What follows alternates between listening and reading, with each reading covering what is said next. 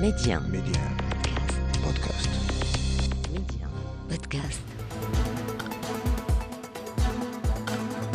Bonjour à tous, bienvenue dans Economia, votre magazine de la finance, de l'économie et aujourd'hui, hélas, de la guerre qui sévit au Proche-Orient avec la douleur que l'on sait sur Gaza, le cap des 20 000 morts, des destructions à ne plus savoir qu'en faire, plusieurs centaines de millions de dollars de maisons, d'habitats qui sont partis en fumée et en face, un effort de guerre significatif qui est fourni par Israël. On avait parlé de la situation économique désastreuse de la Palestine avec Sandrine Mansour il y a de cela quelques semaines dans Economia. Aujourd'hui, nous allons nous tourner vers Israël avec Denis Charby qui est en Israël, qui enseigne en Israël et qui est un observateur attentif et compréhensif de la problématique palestinienne. Nous allons parler avec lui. D'abord, merci beaucoup d'être avec nous dans ce magazine, Denis Charby. Peut-être tout simplement nous aider à comprendre. C'est un effort colossal qui est aujourd'hui fourni par l'armée israélienne. Alors, on met de côté l'aspect humain, sociologique et politique. Je propose vraiment, on se concentre sur l'économique, sur cet effort de guerre économique. Comment aujourd'hui l'État israélien appréhende-t-il ce conflit de Gaza, mais cette fois-ci en termes budgétaires pour l'État israélien? Déjà, sur le plan des faits, les faits les plus stricts, la Knesset a voté il y a quelques jours à peine, en troisième lecture, une rallonge pour le budget de 2023 et s'apprête à voter en 2024 un budget très particulier et tout à fait singulier parce qu'effectivement, et vous avez tout à fait raison de le noter, pendant... on peut dire que finalement, depuis la seconde guerre du Liban, donc ça fait déjà Quelques années. 2023, ça fait 17 ans, en fait, les budgets n'étaient que très partiellement affectés par les différentes opérations militaires qui se sont déroulées depuis ces 17 ans. Or là, clairement, de par l'ampleur des combats, de par la durée des combats, en général, à part celle de 2014, les opérations militaires à Gaza ne duraient jamais plus que une dizaine 8 de jours, parfois même 2-3 jours, etc. Donc là, on est vraiment dans une autre optique. Et donc, cela donc demande un effort financier important qui s'explique notamment, alors non seulement par le fait qu'il y a des dépenses militaires qui sont en hausse, mais aussi par le fait qu'il y a près de 350 000 Israéliens qui ont quitté leur emploi pour être appelés sous les drapeaux, donc ce qu'on appelle des réservistes. Donc ça, c'est déjà un chiffre qui est relativement important et qui n'a pas de précédent dans les 10, 20, 30 et dernières années, puisqu'en général, on mobilisait que très peu les réservistes. Et puis, vous avez une autre donnée qui est très importante, c'est le fait qu'on a près de 200 à 250 000 personnes qui sont des personnes déplacées, c'est-à-dire qui vivent soit aux alentours de la bande de Gaza, soit au nord d'Israël, à la frontière du Liban, et que l'ordre leur a été donné, pour la plupart, d'évacuer les lieux. Et donc, vous avez au-delà des 350 000 personnes qui ne travaillent pas, mais qui sont payées alors, qui sont payés justement, qui sont payés par qui? Ils sont payés par leur entreprise, c'est l'armée, comment ça se passe? Non, c'est payé par la sécurité nationale, c'est un peu les assurances nationales d'Israël, qui reçoit la fiche de paye de l'employeur, et c'est donc l'État qui paye directement le travailleur, l'employé ou le patron, ça peut être, toutes les professions bien sûr sont concernées, et donc c'est directement l'État qui finance cela, plus les 250 000 personnes environ qui ont quitté leur maison au nord et au sud et qui se retrouvent en général, alors il y a bien sûr des emplois, télétravail, etc. Donc je n'ai pas dit qu'il y a 250 000 personnes, c'est pas 250 000 travailleurs, mais il faut tenir compte aussi de cela, c'est que la machine économique pour ces gens-là fonctionne beaucoup moins, et donc c'est là aussi des aides de l'État, et puis c'est le ralentissement de l'activité économique, notamment dans le high-tech, notamment, bien évidemment, les choses ne roulent pas de la même manière qu'elles fonctionnaient avant le 7 octobre.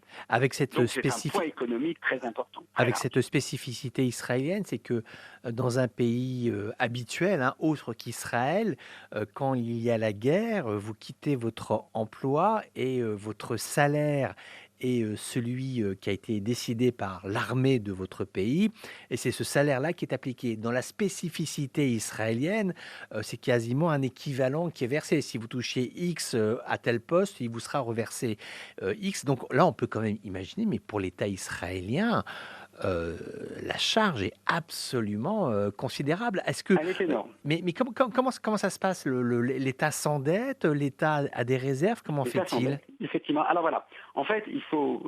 alors d'abord, vous avez bien compris le mécanisme, hein, Oui, c'est oui. bien l'État qui paye tous les salaires, Hmm. quel que soit, je veux dire, Le la niveau. dimension, que vous soyez Ouais. employé à un demi-poste ou que vous soyez à temps plein, indépendant. Alors en général, on prend le salaire que vous touchiez l'année précédente, hein, et on reverse exactement la même chose. Donc il y a incontestablement un endettement significatif. Et je dirais que la seule chose peut-être positive dans cette description que nous sommes en train de faire tous les deux, c'est que l'État d'Israël était en bonne santé économique Oui, déjà, on absolument. pourrait dire, Hmm. depuis 2005 environ, hein, Oui. c'est-à-dire 2-3 années après la seconde intifada, qui avait été un point économique assez significatif, dont d'ailleurs le ministère des Finances avait tiré parti pour réduire les transferts sociaux, hein, pour vraiment manifester un conservatisme, mais qui fait par exemple qu'on a complètement surmonté la crise des subprimes de 2008, hein, c'est une crise qui nous a absolument pas affectés et celles qui ont pu suivre. Et c'est vrai que les excédents, la croissance, la balance des exportations, tout cela fait qu'on avait une économie très saine. Hein. Tous les rapports de la Banque mondiale, de l'OCDE l'ont toujours mentionné, et notamment, puisque vous l'aviez évoqué tout à l'heure, les réserves. Effectivement, Israël avait un sommet, un maximum de réserves en devises étrangères. Alors certes, le début de l'année a été plus compliqué puisque voilà, il y a eu une austérité mondiale, mais de manière générale, voilà, on va s'appuyer sur, on va dire, près de presque 20 ans, un peu moins de 20 ans d'économie prospérité, oui. tout à fait au vert, hein, tous les indicateurs étaient au vert, la fiscalité, etc. Voilà, pour essayer de financer une guerre dont le coût s'annonce très très élevé à cause du nombre des réservistes, à cause également des dépenses liées à la guerre elle-même et à cause donc de ces centaines de milliers de familles qui ne vivent ont été plus, déplacées. là où elles vivaient jusqu'à il y a quelques semaines encore. Mais quel défi à relever pour les entreprises qui, entre guillemets, je suis un peu caricatural dans la formulation, mais du jour au lendemain ont perdu X% de leurs effectifs, sachant en plus que le tissu industriel israélien est quand même tourné vers les high-tech, c'est pour ça on l'appelle la Startup Nation, donc il y a du savoir, il y a de la connaissance. Je suppose que quelqu'un qui travaille, je sais pas, sur le chiffrement en informatique, ça se remplace peu.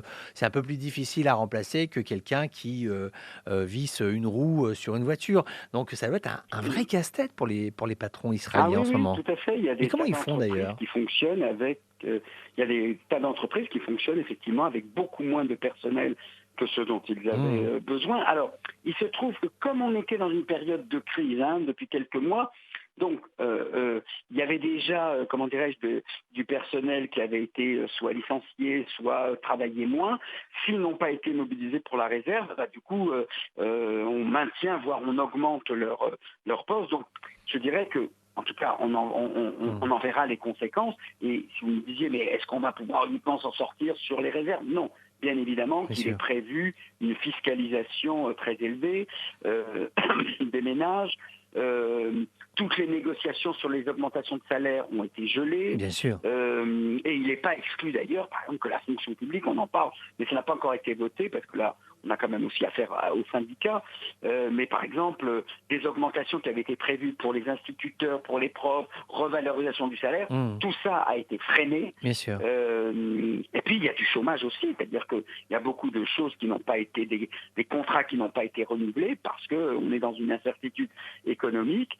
Et donc, de ce point de vue-là, oui, c'est un défi assez significatif. Je dirais que c'est peut-être pas le problème numéro 1 d'Israël aujourd'hui. Bien sûr. Les Israéliens ne le perçoivent pas comme cela. Mais je dirais pas que c'est un problème secondaire. Je dirais que c'est un problème second. Voilà, second, absolument. C'est-à-dire que ce n'est pas le premier, mais il n'est certainement pas négligeable. Et en fait, s'il est encore aujourd'hui dans la perception des Israéliens, dans les semaines et les mois à venir, on comprendra à quel point, quand l'addition qui sera salée devra être réglée, il faudra mettre la main dans le portefeuille, si je veux dire, notamment à travers les retenues à la source, puisque c'est le système de fiscalité qui existe en Israël, et on s'attend donc effectivement à des moments difficiles qui n'étaient pas prévus jusque-là. Mais Denis Charby, tel que je vous entends, mais dites-moi si je me trompe, on ne pourrait pas dire, je parle au conditionnel, qu'Israël est dans une économie de guerre. Enfin, en tout cas, à travers ce que vous dites, on ne le ressent pas comme ça. Mais dites-moi si je me trompe.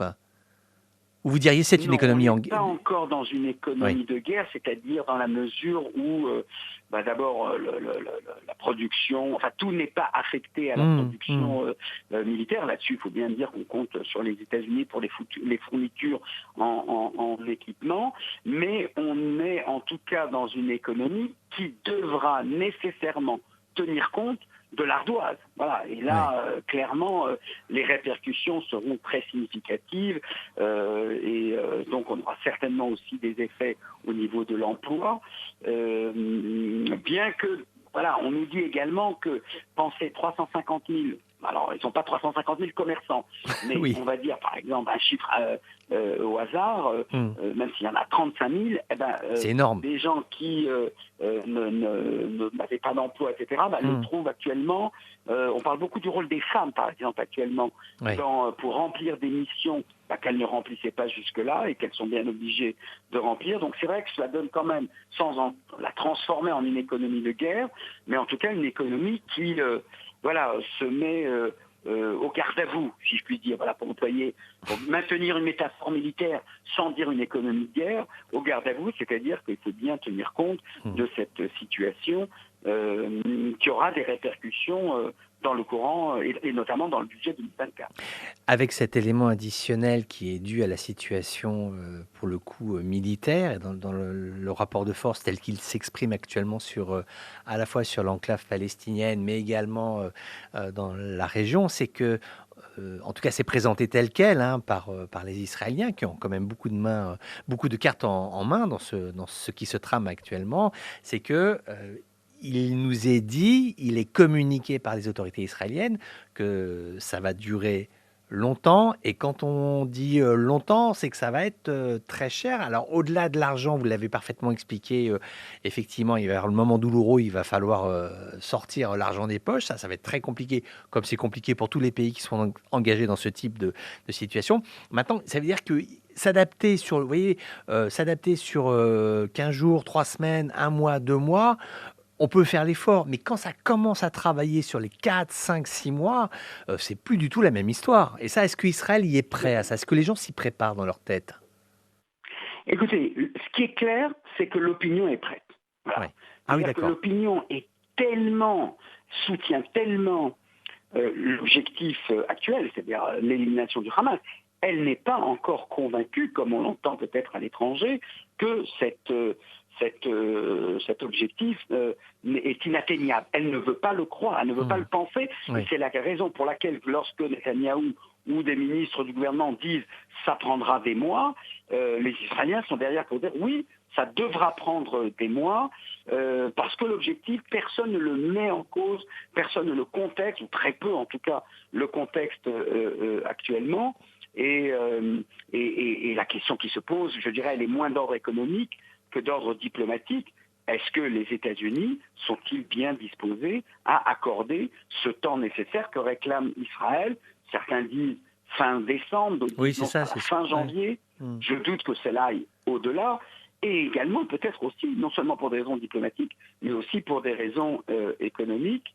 Et je dirais surtout, parce que c'est ça qui fera pencher peut-être la tendance dominante de l'opinion aujourd'hui, c'est quand on se rendra compte, comme c'est déjà un petit peu le cas aujourd'hui, que on peut, comment dirais-je, faire que le Hamas ne soit plus l'autorité qui domine dans la bande de Gaza, mais ça ne veut pas dire que la guerre est terminée, puisqu'on voit bien que des opérations d'embuscade, des opérations où il suffit qu'un ou deux combattants relèvent la tête, tirent des roquettes, tirent sur les soldats israéliens, et la guerre continue. Donc il faut bien faire la distinction entre le fait que la maîtrise du territoire est bien entre les mains d'Israël, mais d'autres vous disent oui, peut-être du territoire. Mais c'est vrai aussi que le territoire et pas notamment dans les tunnels. Donc ça veut bien dire que même si stratégiquement la conquête avance, tactiquement, c'est pas du tout le cas, et je doute que ce le soit même dans le mois qui va suivre. Mais vous savez, je voudrais juste vous transmettre un ressenti que l'on a, nous, dans nos régions, c'est que lorsque vous évoquez l'hypothèse de mésentente, ou en tout cas d'avis divergents entre l'allié américain et l'État israélien, vu de nos régions, en fait, je vous dis ça le cœur sur la main et avec bienveillance, mais on n'y croit pas trop parce qu'on a tellement le sentiment que d'abord que c'est un combat existentiel pour tout le monde, je dis bien pour tout le monde. On a le sentiment que la relation, souvent, vous-même d'ailleurs sur nos ondes, Denis Charby, vous vous souvenez quand Obama était là, c'était très compliqué entre les États-Unis et Israël. Quand on a le sentiment, quand on nous parle de tension, en fait, on se dit non, on n'y croit pas trop parce que finalement les fondamentaux vont toujours l'emporter. Vous pensez vraiment que les Américains l'administration Biden aurait la voix, l'autorité pour se faire entendre auprès de l'autorité israélienne pour dire écoutez, maintenant stop, on vous supplie, il faut que ça s'arrête et qu'on revienne à quelque chose de moins belliqueux et de plus normal, et qu'on aborde la séquence actuelle différemment. Vous pensez que les Israéliens pourraient l'entendre ou pas? Alors, je suis complètement d'accord avec vous, c'est-à-dire que les États-Unis peuvent l'exprimer, peuvent le dire, mais de fait, ils ne vont pas au bout de cette logique d'un arrêt des combats, je dirais pour deux raisons. La première, c'est que foncièrement, les États-Unis, mais d'ailleurs tout comme l'Europe, est bien d'accord qu'un monde sans Hamas, c'est un monde plus stable et plus sécurisant pour le Moyen-Orient. Voilà. Là-dessus, personne ne conteste que l'objectif n'est pas un objectif souhaitable et louable. Le problème, c'est que ça prend du temps, et le problème peut-être majeur, c'est que ça fait énormément de pertes civiles du côté palestinien, et ça, c'est beaucoup plus difficile à gérer vis-à-vis des opinions publiques européennes et américaines, mais surtout aussi par rapport, je dirais, aux propres valeurs de l'Europe et des États-Unis, qui ont tendance à estimer que, il faut qu'il y ait une certaine proportionnalité entre l'objectif recherché et les moyens employés et le résultat. Mais j'ajouterais aussi autre chose qui me paraît plus significatif encore. Oui. Mais c'est que Israël est un partenaire très difficile. Je veux dire, les Américains et les Européens sont toujours très frustrés parce qu'ils savent bien qu'au final, c'est Israël qui décidera. Alors vous allez me dire, non, mais les Américains, ils ont une puissance telle qu'ils pourraient, mais ils ne l'emploieront pas parce qu'ils savent bien qu'on n'est pas ici, contrairement à ce qu'on peut penser dans la presse et l'opinion, Israël n'est pas dans une sorte de fuite en avant pour, je dirais, renforcer l'opinion, etc. Non, tout le monde comprend bien.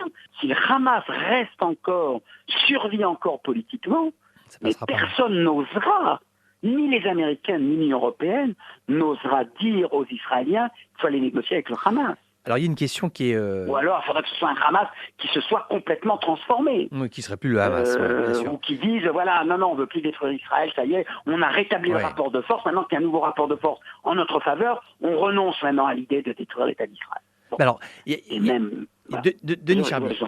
Denis Charby, il y a une question qu'on se pose beaucoup dans nos régions, c'est la question du dommage de guerre. Quand on voit, alors, on va pas revenir sur le théâtre conflictuel, tout le monde le connaît, tout le monde le regarde, on est tous surinformés sur ce qui se passe. Mais quand on voit ces maisons, ces boutiques, ces appartements détruits, ces routes, l'assainissement, l'électricité, l'eau, enfin tout ce qui faisait la vie, on se dit, mais le dommage de guerre qui est infligé à Gaza et qui est factuellement... on n'oublie pas la journée du 7 octobre, hein, on est bien d'accord. Mais qui est factuellement provoqué par l'armée israélienne, là on se dit, mais qui va payer? Comment les gens vont-ils faire? Parce qu'un jour ça va bien s'arrêter. comment les gens vont faire pour redémarrer. Est-ce que Israël, aujourd'hui, en Israël, vous avez des voix qui disent peut-être qu'un jour, il faudra peut-être réparer, y aller, bouger, travailler ensemble, faire quelque chose, parce qu'on se dit, mais comment les gens vont faire pour s'en sortir, ne serait-ce pour redémarrer une vie économique dans l'enclave de Gaza? Alors, voilà. Et là, je vous suis totalement. C'est-à-dire que, précisément, parce qu'il y a une ampleur sans précédent, et il ne s'agit pas ni de sous-estimer, ni même de dire oui, mais c'est à cause du 7 octobre. On laisse tomber le 7 octobre. Gaza, la bande de Gaza, est aujourd'hui, plutôt en ruine, plutôt que debout. On est bien d'accord là-dessus. D'accord. Et donc, ça suppose, effectivement, que pour une fois, la communauté internationale se ressaisisse et dise à Israël, mais également aux Palestiniens, attendez, c'est fini le conflit marginal qui a perdu sa centralité. C'est un conflit qui embrase la région, c'est un conflit qui embrase le monde. Et regardez ce qui se passe à Gaza. Il faut reconstruire Gaza. C'est-à-dire que quoi? Allez, un plan Marshall avec l'Arabie Saoudite, avec le Qatar, avec les États-Unis, avec la Banque mondiale. Il faut tout reconstruire. Mais pour ça, il faut effectivement, d'un côté, un avenir politique, c'est-à-dire dire qu'en Cisjordanie également, on commence à réfléchir à comment Israël obtient sa sécurité sans exercer l'autorité qu'elle exerce en Cisjordanie. Vous voyez, on est tellement au plus profond. Bien sûr. On n'est plus dans les crises initiales, enfin, celles qu'on a connues, qu'on a commentées tous les deux depuis une dizaine d'années. On est là dans quelque chose qui est un nouveau chapitre.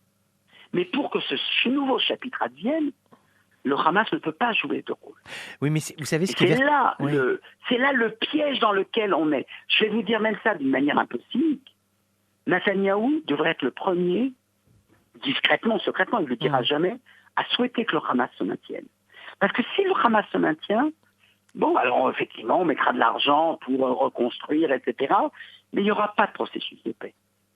Un processus de paix ne peut avoir qu'avec une représentation palestinienne pour qui l'existence d'Israël n'est pas remise en cause.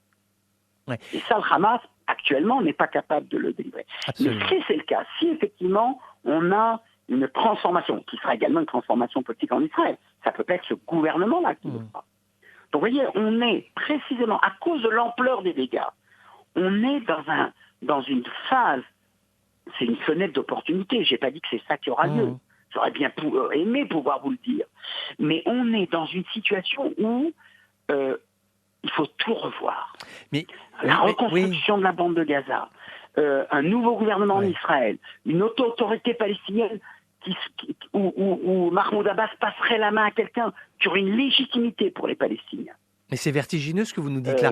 Non mais est-ce que vous... Moi je comprends, je même à la limite, très sincèrement, je pense que tout le monde est d'accord avec ce que vous dites. Et tant mieux, ça veut dire au moins qu'il y a des mots sur lesquels on se retrouve. Qu'on fait partie de la crise. Voilà, oui, c'est ça. Là, mais on a vertigineux. Quelque chose qui nous oblige à tout repenser. Oui, mais c'est vertigineux. On se dit... et ce sera ma dernière question, Denis Charby. Je vais rebondir sur ce que vous venez de dire à l'instant. Ce que vous nous dites là, tout le monde y adhère, que ça s'arrête, que ça négocie et qu'on n'en parle plus, qu'on reconstruise et ce vieux projet de peuple, de pays et surtout de la perdre. Mais c'est vrai que c'est très anxiogène en ce moment. On voit pas la fin du tunnel. On voit pas comment on peut s'en sortir. Si le Hamas est neutralisé, alors là, tout est possible et le monde, encore une fois, je le répète et je terminerai par là, le monde, la communauté internationale non seulement aura le droit, mais elle aura le devoir de dire maintenant à Israël, vous passez à la caisse. Et à la caisse, c'est geler les implantations d'abord, puis ensuite, c'est remettre, comme vous le disiez, ce vieux projet qui est finalement... moi, je l'ai écrit avant le 7 octobre. J'ai écrit après les élections de novembre 22. C'est comme disait Churchill, la solution à deux États, c'est la pire des solutions, à l'exception de toutes les autres. C'est-à-dire qu'il n'y en a pas d'autres qui puissent transformer, mettre fin à ce conflit. Toutes les autres, From the River to the Sea, version israélienne ou version palestinienne, c'est le chaos.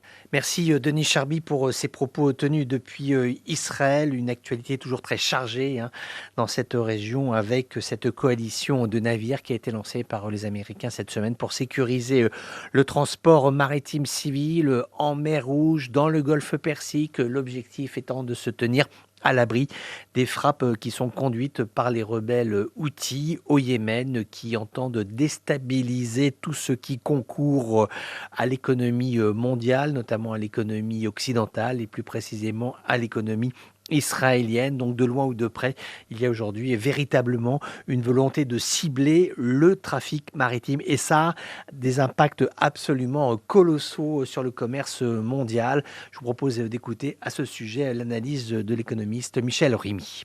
Cette région du Moyen-Orient représente à peu près 40% de la production de pétrole. Donc c'est vrai que si le conflit devient régional, ça risque de perturber l'économie mondiale. Simplement, aujourd'hui, tous les pays ne sont pas rentrés et donc il y a encore un soutien. Mais l'idée est que aujourd'hui, bien sûr, ça perturbe déjà la situation du Liban et dans une moindre mesure celle de la Jordanie n'était pas excellente, c'était compliqué. Et là vient se jouer ce conflit qui perturbe notamment tous les approvisionnements. Parce que en fait les Houthis disent oui, on attaque les bateaux qui soutiennent Israël, mais en fait ils attaquent tous les bateaux et c'est pas forcément Israël est peu impacté par le transport, hein, on l'estime à 5%.